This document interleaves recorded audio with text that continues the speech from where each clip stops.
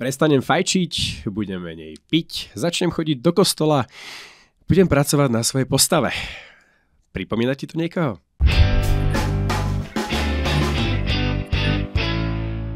Dominika, ahoj, tak sa vidíme opäť. Ahojte, ďakujem. Rád ťa vidím, vyzeráš super. Snažila som sa. Super, poďme na predsavzatia. Keďže sa končí. Veľká téma, presne tak. A hlavne teraz končí sa rok. Túto tému chceme dať určite von ešte pred koncom roka. Práve kvôli tomu, aby ľudia vedeli, ako s tým predsavzatím pracovať, ako si ho nastaviť do ďalšieho roka a aby teda neboli sami sklamaní. A jak sme sa bavili vlastne v našom poslednom aj rozhovore, aby potom neprišlo aj k nejakému vyhoreniu práve kvôli tomu, že mali obrovské očakávania. Áno. A múdro, že je celkom dobré, lebo tá téma tých predsavzatí je spoločnosťou taká veľmi rozšírená. Keď som si robila prípravu, tak asi každá jedna stránka, ktorá mi vyskočila, mala spracovanú na webe tému predsavzatí. Od predajcov matracov, cez predajcov výživových doplnkov až po proste autoservis. Wow. Hej, že tie predsavzatia hýbu proste spoločnosťou, takže je celkom asi múdre si možno k ním povedať ešte teraz v decembri, aby ľudia vedeli, čo s tým, no. Úplne súhlasím. Ono, predsa len tie predsavzatia majú veľmi starú históriu. Veď ono ešte starovekí Babylončania vlastne si pokladali, ako myslím, že prvá civilizácia nejaké predsavzatia, ale tie boli skôr o tom, že tie sa myslím robili na jar, kvôli tomu, že vtedy začala úroda a tak ďalej sa pestovať. A oni si skôr želali niečo v zmysle, že splatím dlhy, vrátim niekomu nástroje požičané, možno hrable a tak ďalej. A ja sa spýtam opäť, čo sa stalo, že sme sa vlastne preorientovali na úplne iné nejaké predsavzatia? Tak ide to ruka v ruke s tou dobou, s tým, čo žijeme, hej, že každá kultúra, každá generácia, ako ja nie som kultúrny antropológ ani etnológ, ale že mám taký pocit, že každá tá doba si prináša tie aspekty a tie témy, ktoré sú pre ňu typické, preto aj tie naše predsavzatia budú vlastne sa týkať tej našej danej doby, takže u nás to možno nie je o hrablách, ale u nás je to možno naozaj o tom, že niekomu, ja neviem, dlžím naozaj, že akože väčšiu obnosť peňazí, keď splácam byt a tak ďalej, hej, čiže že my si, každý z nás to má veľmi podobné, len sa tie témy asi líšia. No, držím veľmi palce každému teda, lebo všetci dlžíme veľa peňazí za byt. Takže, každý niekomu inému, tak iba držím palce, nech nám to splácanie ide od ruky samozrejme a nech sa úplne nepretrháme, ale späť teda na začiatok. Prečo si vôbec tieto predsavzatia dávame? Že jaký v tom máme zmysel? Že máme pocit nejakého ukončenia roka a povieme si, budúci rok začnem, pretože idem od nuly, alebo že my si veľa vecí proste ťaháme za sebou celý život a nie, že z roka na rok. Hej, no, tá vidina toho nového štartu alebo nového začiatku je veľmi, podľa mňa veľmi kľúčová, pretože ľudia, teda hovorí sa, že ľudia, keď sú nespokojní, tak chcú niečo zmeniť. A veľakrát čakáme na pondelok, že vtedy začneme cvičiť, alebo čakáme na nový rok, že vtedy sa začnú diať veci inak. A fakt to môže mať pre ľudí taký akože magický, symbolický charakter, že ten nový rok 1.1.2025 teraz bude môj život 100% iný, 100% opačný a celá tá nespokojnosť, ktorú som mal predtým, tak sa razom ako keby vyrieši. Alebo keď sa razom nevyrieši, tak si dám predsa tie predsavzatia, ktoré mi pomôžu v tom, že aby som vedel, čo mám ako keby zlepšiť a to mi vlastne doručí tú spokojnosť. Každý z nás chce byť v živote spokojný, len otázka je, že ako sa k nej dostaneme, či predsavzatiami alebo aj nejakou inou zmenou počas roka. Čiže je to taký nástroj, áno? Je to taký nástroj a veľakrát to vplyvňuje našu psychiku, pretože... A prepáč, ale nie je to aj tak trošičku taký alibistický nástroj práve toho, že ja ešte tento rok chcem byť taký, aký som a potom od nového roka, poviem všetkým, od nového roka budem oveľa lepší, čakajte do nového roka, ja si to dovtedy budem užívať a potom idem na to.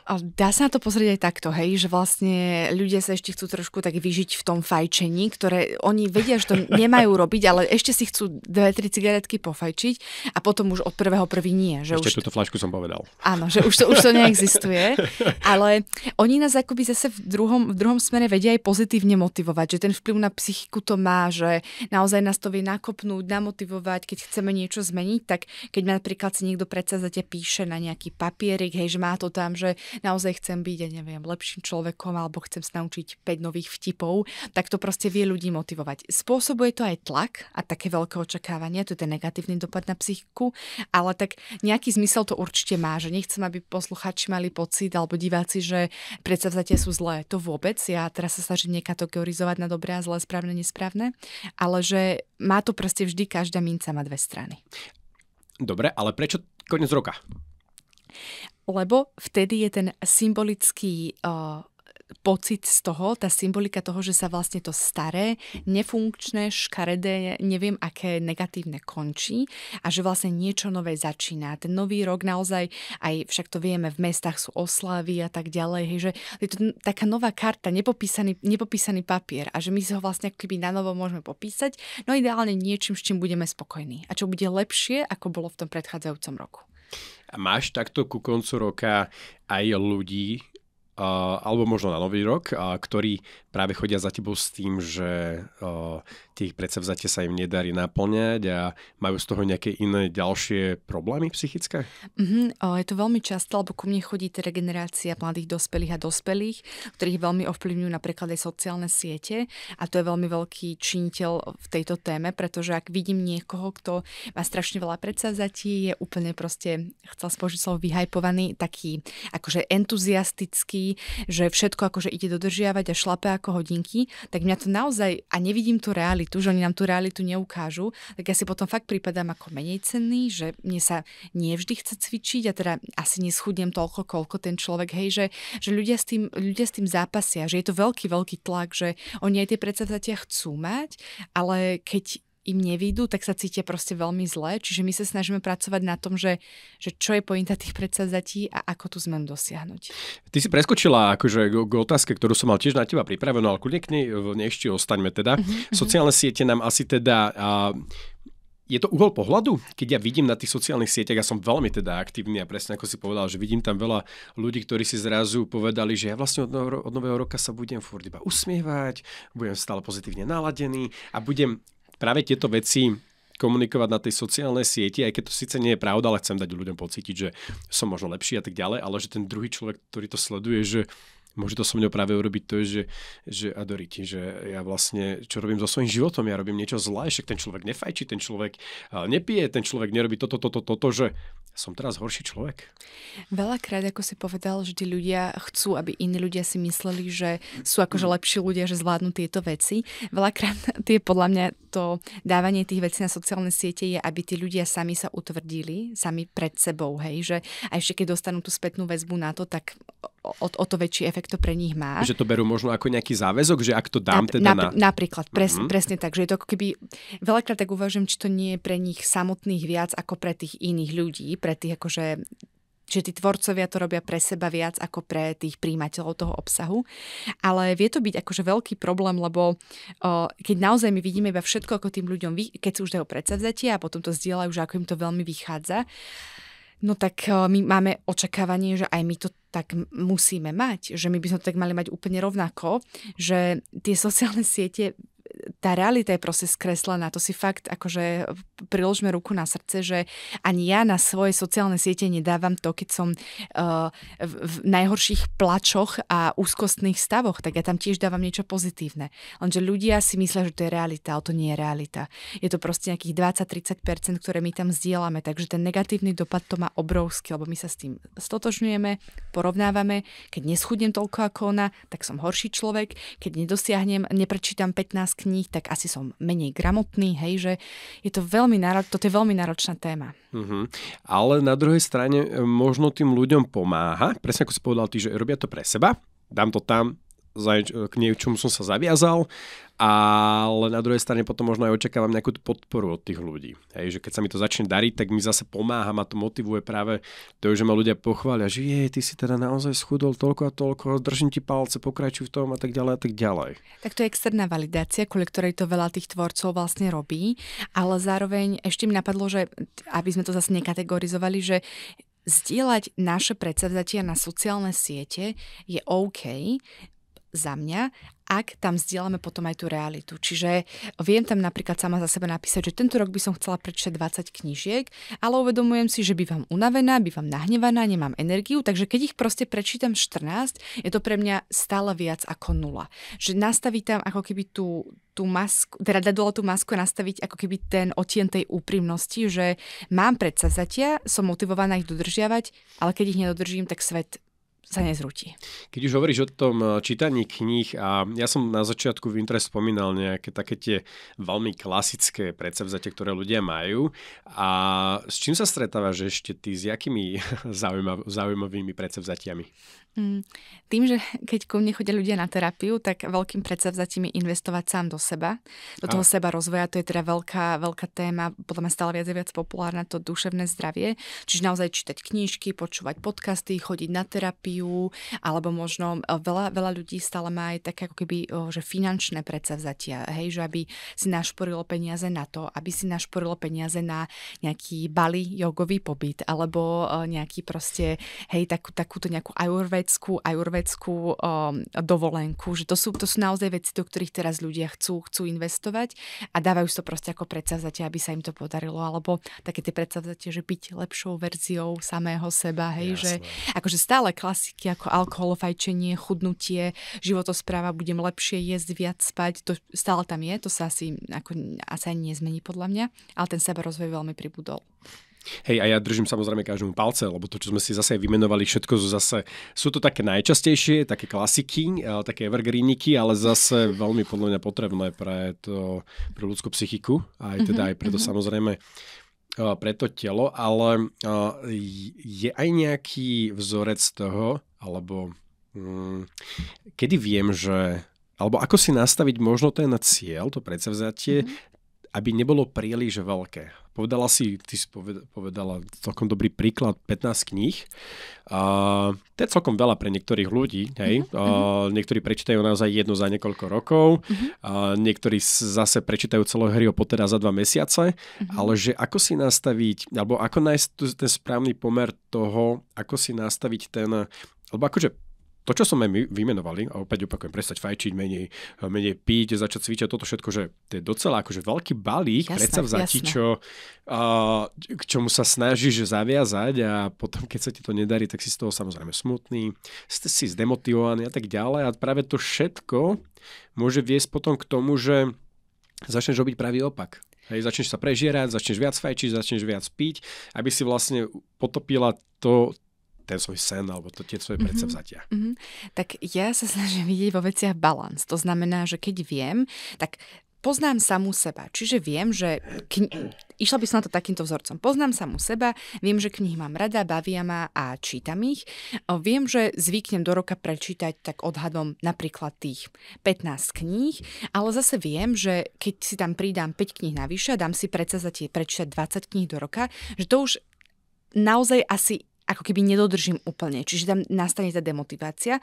Čiže ja by som urobila balans a vybrala si nejakú takú strednú, napríklad, že 17 kníh. Že ma to stále bude akoby hnať vpred, že možno prečítať tých knížiek viac, ale zároveň to nebude taká ten výstražný prst, že ale počkaj, máš ich 20, tak čítaj rýchlejšie, lebo potom sa z toho čítania už stane povinnosť a nie je to tá záľuba. Hej? Čiže ten zlatý... rýchlejšie, to sa mi páči. Tak ten zlatý stred, nejaký balans je v tom akože úplne ideálny. Hej? A si nastaviť si práve tie ciele, nie iba, že vystreliť nejaké predsavzatie, ale zase si to predsavzatie aj nejakým spôsobom asi rozložiť a povedať si, že či vôbec mám priestor na to tieto veci robiť a keď nie, tak si nastaviť step by step tie kroky. Hej, že ty nemusíš všetko stihnúť v 1 rok, samozrejme. Rok akože ubehne extrémne rýchlo. Tak, keď sa už bavíme o takých presne konkrétnostiach, tak za prvé, že my musíme vedieť, prečo si dávame to predsavzatie. Nám to musí dávať zmysel, musí to týkať nášho života, musíme to mať uvedomelé, potom k tomu máme aj motiváciu. Tá druhá vec je, že aj keď staviame domy, ja ich teda nestaviam, ale mám predstavu, že sa stávajú tehlu za tehlou. To znamená, že idú krok za krokom a tak je ako keby aj proces tej zmeny. Lebo predsavzatia, to sme mohli povedať, veľakrát sa týkajú zmeny, že chceme dosiahnuť nejakú zmenu. Čiže vlastne ako sa stavia dom tými tehlami, tak aj zmena sa dosahuje vlastne krok za krokom. Takže malé kroky, plánovanie, nejaká štruktúra v tých predsavzatiach, neprepálenie začiatku, lebo všetci sú v januári prehajpovaní. Plné posilky. Presne tak. Že, prázdne popolníky. Presne, ale potom ako keby dôjde do februára a ľudia sú už unavení z takej motivácie, tak sa vrátia k tomu, čo bolo predtým a to nie je ten balans. Že keď to dáme niekde do stredu, tak je to o mnoho udržateľnejšie. Jedna štatistika dokonca hovorí, že väčšina predsavzatí, dokonca, že vraj u 80% ľudí, alebo 80% predsavzatí končí niekedy vo februári. Čítala som to, narazila som na to, no. Hej, a takže možno práve to si povedala krásne, že si to možno skoro rozložiť a povedať si, že nájsť práve tú motiváciu, že to je asi tamto najdôležitejšie, že prečo idem vlastne si povedať tento cieľ, že je to motivácia kvôli čomu, hej? Je to nejaké vnútorné presvedčenie, alebo je to preto, že vidíš, že to potrebuješ, alebo že... A zároveň ešte je taká, videla som aj na internete od jednej psychologičky, kolegyne, ktorá písala, že vlastne že keď zajaca chceme niečo naučiť, tak my mu vystelieme cestu viacerými mrkvičkami, aby sa dostal do nejakého cieľa. Namiesto toho, aby sme mu dali proste prázdnu cestu a až v cieli tú jednu veľkú mrkvu. No otázka je prečo? A to preto, že on, keď sa naučí, keď spapá tie jednotlivé malé mrkvy, tak sa naučí, že aj tá cesta je cieľ a aj ten proces je to, čím sa dostaneme do toho výsledku. Takže my ho musíme tými malými mrkvičkami namotivovať v prenesenom našom ľudskom, že ja keď budem cvičiť postupne, tak ja uvidím ten malý progres, čiže tie malé mrkvičky a preto ma to bude stále motivovať viac dostať sa k tej veľkej mrkve. Ale keby som teraz z fleku chcela ísť rovno k tomu, že bude mať six-pack, v preklade teda vypracované brušné svaly, tak a neuvidím tie malé jednotlivé kroky predtým, tak to nie je udržateľné a mňa nemá čo motivovať. Lebo ja som v živote ten six-pack nemala, neviem, ako to vyzerá, neviem, ako to chutí, takže ja neviem, na čo sa mám sústrediť. Ale keď to vidím postupne, ako tie malé mrkvy, tak túto sa mi to rysuje, cítim sa takto, endorfíny, tak potom sa k tomu sixpacku o mnoho ľahšie dostanem. Tá systematická práca je absolútne pri všetkom dobrá, nie iba pri tých predsavzatiach a presne ako si povedal, že keď ono to býva takéto, že chcem ísť plávať do bazénu, lebo niečo chcem sa ukázať, tak skočím a hneď idem proste najväčší šupy na 110%, namiesto toho, aby som si rozložil práve tú silu na dlhšie to plávanie, hej, a že sa vystrelím hneď na začiatku. Dočítal som sa aj o SMART technike. Čo povieš k nej? Áno, ja by som to preložila, možno neviem, či ľudia budú rozumieť, čiže SMART teraz znamená špecificky merateľný, dosiahnuteľný, relevantný a časovo obmedzený. A ja si myslím, že to môže byť dobrá metóda, že dáva zmysel, len tiež o tom, že či bude mať ten pozitívny efekt, je vlastne to, že ako sa ten človek pre tú svoju zmenu vlastne rozhodne, nakoľko sa jej oddá, nakoľko jej verí, nakoľko mu dáva zmysel, že iba keď toto všetko platí, tak platí aj tá technika SMART alebo ktorákoľvek iná. Že je to naozaj o tom rozhodnutí, že ja tú zmenu chcem spraviť a viem, prečo ju robím. Ak je to o tom, že ja chcem prestať fajčiť, lebo sa to že vraj má, tak to nie je dobrá motivácia. Ja chcem prestať fajčiť preto, lebo chcem byť zdravý.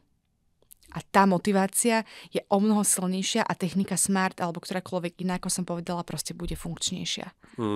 A sú nejaké alternatívy k predsavzatiam? Že predsa len neverím na akože to je veľa ľudí, ja neverím na predsavzatia, ja si to nedávam, je to blbosť, ale aj tak chcem pracovať na tom, aby som bol, ako si to povedala?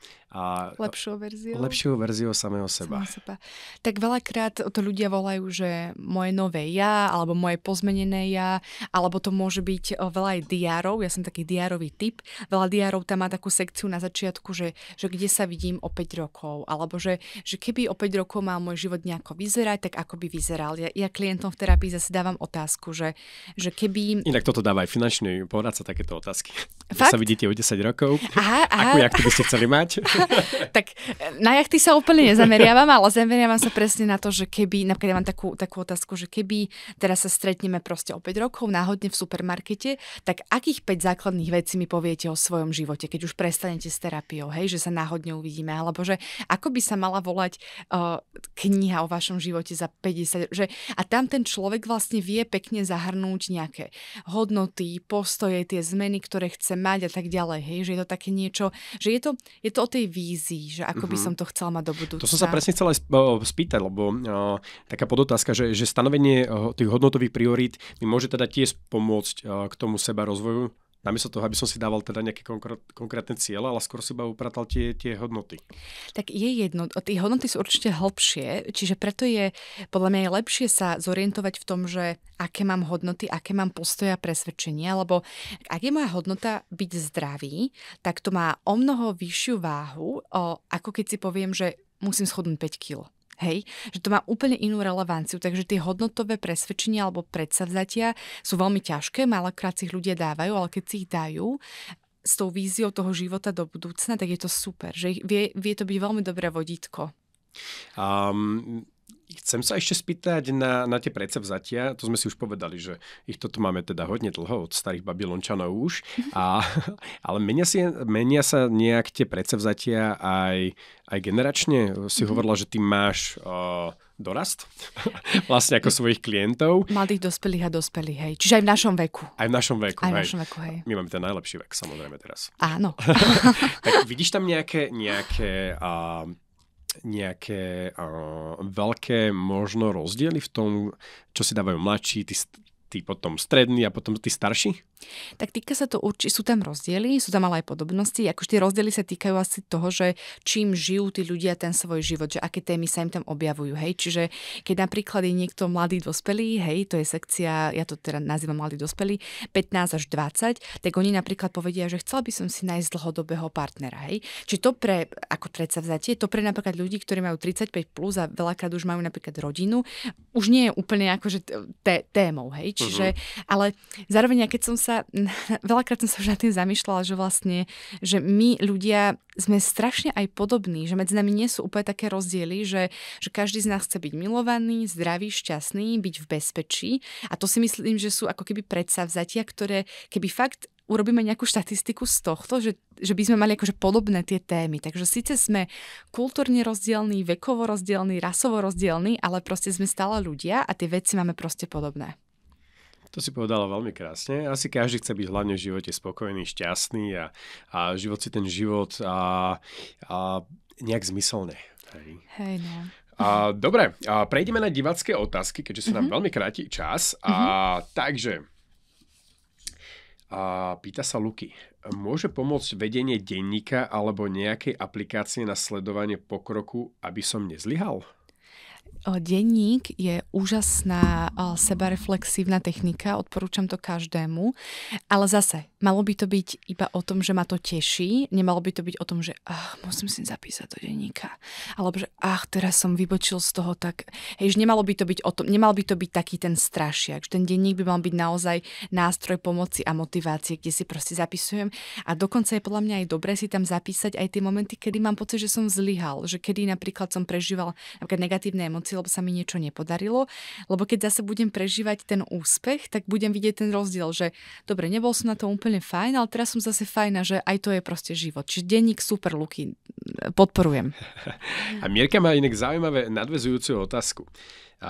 Má zmysel odmeniť sa drobnými odmenami za splnenie medzistupňov? Mesiacom nefajčil, schudol som prvých 5 kg.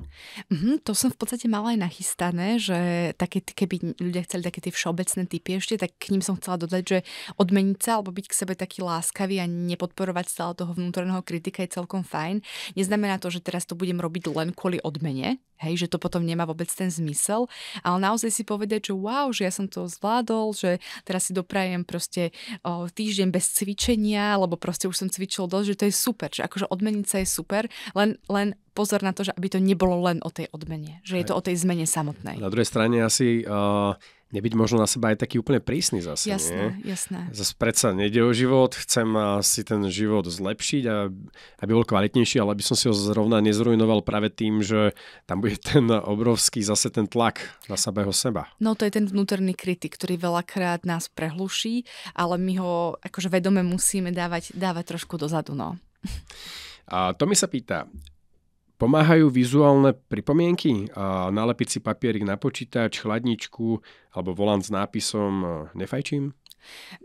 Akože to sú také konkrétne praktické veci, ktoré si viem predstaviť, že úplne fungujú, ale zase je to veľmi že ja som na tie typy taká, že na každého funguje proste niečo iné, hej, že ja to aj počúvam na terapii, že niekomu napríklad chcem dať nejaký tip alebo nejakú inšpiráciu a ten človek povie, že toto absolútne nie je pre mňa. Čiže mu to možno funguje, že preto sa na to aj pýta, ale niekomu to môže úplne ho tam ako keby mu to vadiť, že ho to zahlcuje, že stále na to musí myslieť, čiže že ak to niekomu funguje, je to super pomôcka. Ak vás to odstrašilo, keď ste to teraz počuli, tak možno zamyslieť sa nad tým, čo by fungovalo vám. Každému funguje niečo iné. Ja týmto veľmi pekne ďakujem. Zrejme sa tento rok už neuvidíme, ale máme ďalší rok pred sebou a môžeme sa aj kľudne predsavzať, že spravíme takých rozhovorov podstatne viac, pretože tieto rozhovory majú majú hodnotu, majú zmysel. Takže budem veľmi rád, ak v tom budeme pokračovať aj budúci rok. Takže aj vám všetkým vinčujem všetko dobré do nového roka, aby ste ho prežili ešte lepšie ako tento rok. Nebuďte na seba taký prísny, presne ako si povedala. A predsa len aj tá cesta je cieľ, tak nech si hlavne tú cestu užívame a nebolo to úplne, že aby sme na konci roka zase nečelili tomu vyhoreniu.